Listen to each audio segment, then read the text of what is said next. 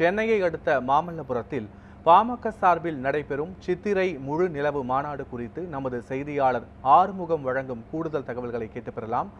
ஆறுமுகம், இந்த சித்திரை திருவிழாவில் கிட்டத்தட்ட 10 லட்சத்திற்கும் மேற்பட்டோர் பங்கேற்க வாய்ப்பு இருப்பதாக கூறப்பட்டிருக்கும் நிலையில் அங்கு செய்யப்பட்டுள்ள பாதுகாப்பு ஏற்பாடுகள் என்னென்ன தீர்மானங்கள் நிறைவேற்றப்பட வாய்ப்புகள் இருக்கிறது? வணக்கம் பத்மாம். அதாவது வன்னியர் இளைஞரணி மாநாடு என்பது கிட்டத்தட்ட 12 ஆண்டுகளுக்கு பிறகு இப்போதுதான் அனுமதி கிடைத்து மாநாடு நடைபெற்றுக் கொண்டிருக்கிறது. 4 மணி முதல் பல்வேறு கலை நிகழ்ச்சியுடன் தொடங்கிய இந்த மாநாட்டில் கிட்டத்தட்ட ஒரு பல்வேறு தென் மாவட்டங்களிலிருந்து நேற்று முதலே தொண்டர்கள் குவிய தொடங்கினர். தற்போதுதான் விழா மேடை அருகே ஏராளமான தொண்டர்கள் குவிந்த வண்ணம் உள்ளனர். அதாவது விழா மேடைக்கு சரியாக 6 மணி அளவில் பாமக நிறுவனர் ராமதாசும் பாமக தலைவர் அன்புமணி ராமதாசும் விழா மேடையை வந்தடைவதாக கூறப்படுகிறது.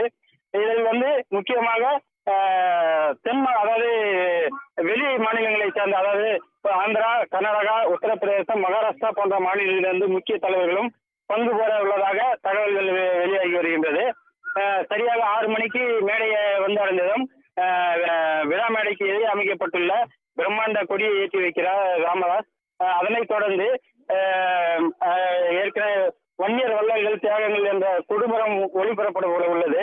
6 மணி அளவில் பாமக ராமதாஸ் மற்றும் அன்புமணி ராமதாஸ் ஆகியோர் மற்ற தலைவருடன் சேர்ந்து பல்காமில் தீவிரவாதிகளால் சுட்டுக் கொல்லப்பட்ட 25 பேருக்கும் மௌன அஞ்சலி செலுத்தப்பட உள்ளது. தொடர்ந்து மாநாட்டு திடலில்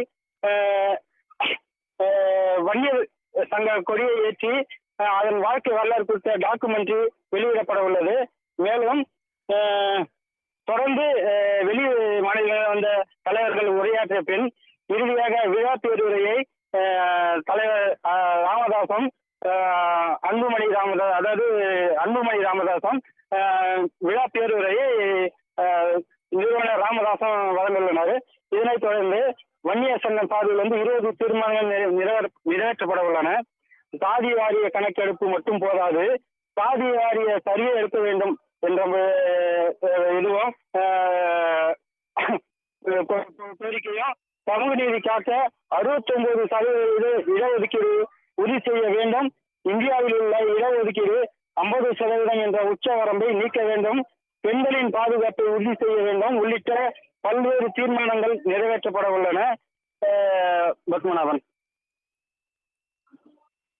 கள நிலவரங்களுக்கு நன்றி ஆறுமுகம்.